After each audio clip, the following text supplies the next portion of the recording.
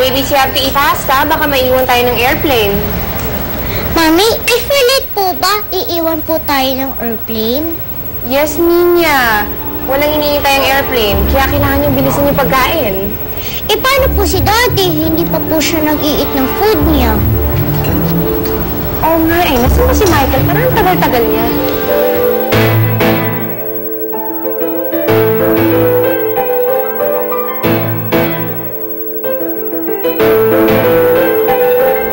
Kailangan kong tibayan ang loob ko. Ito ang tama. Kailangan ko nang umalis dito.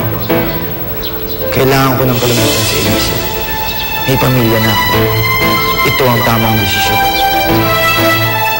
I've done it. Hindi na magugulo ni Elisa ang buhay ko. Hindi na niya mababawi sa akin ang mga mahal ko.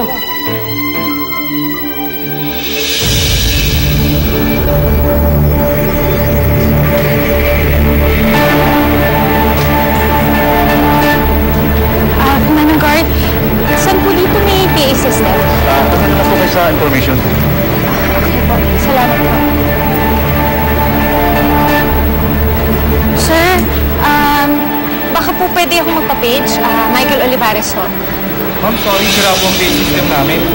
Ay, hindi ho pwede. Naku, wala na ho akong oras. Gawin niyo ho ng paraan. Please, pasensya na. Sira po talaga eh. Sige, salamat.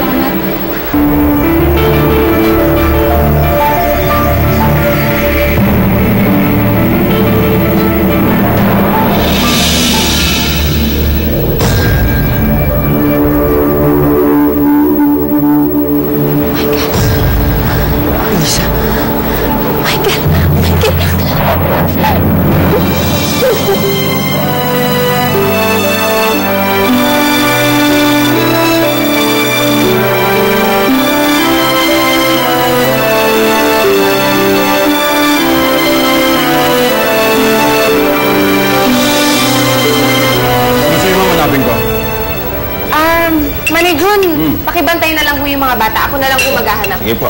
Salamat. Wait lang ha. Mommy's gonna be back.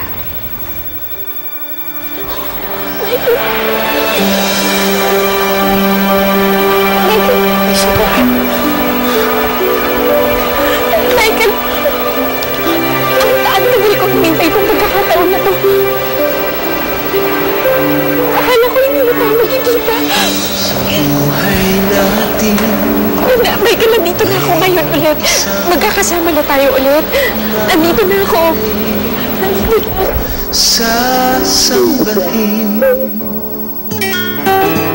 sa buhay natin, mayroong isang bukod tangi sa lahat at iibigin ng dapat. Ano siya sa ibang lalaki?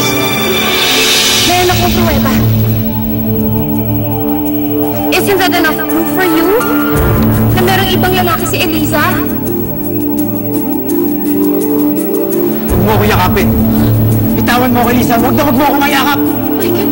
Michael, bakit? Hindi ka ba natutuwa nakita ko ulit? Tutuwa?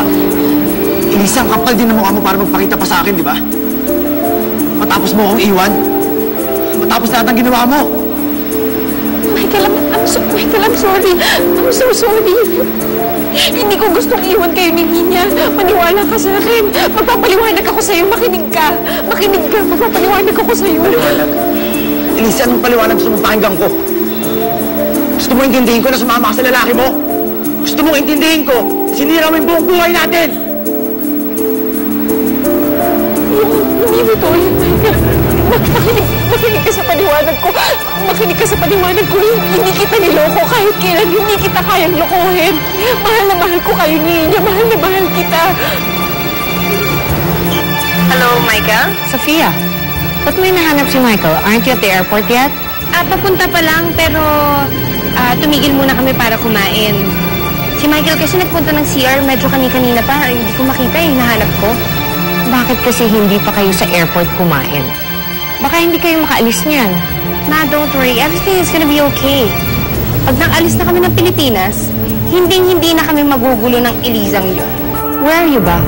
Exactly. Your location. Sa ano lang, isang restaurant malapit sa airport.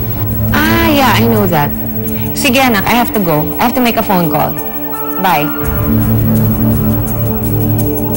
Michael, hindi ako umalas para sumama sa isang lalaki. Elisa, huwag mo nang binugin pa ang utak. Nakita ko yung mga pictures ng lalaki mo eh. Michael, hindi ko alam. Hindi ko talaga alam yung mga pictures na yun. Wala akong alam doon, Michael. Please, maniwala ka sa akin. Elisa, sinungaling ka. Sinungaling ka. Hindi ako nagsisinungaling sa'yo. Kahit kailan hindi ko nagawa magsinungaling sa'yo. Mahal na mahal kita, Michael. Please, makinig ka sa akin. Maniwala ka sa akin, please. Hindi ko kayo niloko. Hindi kita niloko. Kaya ako umalis dahil akala ko may sakit ako. Sakit? Sinabi ng dalawang doktor na malala na ang cancer ko.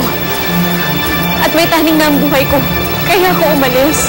Dahil para magpagamot. Pagdating ko sa airport, may kumitab sa akin isang lalaki. Tapos, dinala niya ako sa isang lugar at doon niya ako kinulong. At nung nakatakas ako, ihinabol niya ako kaya siya nahulog sa bangin. Yun ang kinamatay niya. Aksidente. Pero ako ang pinagbintangan ng lahat.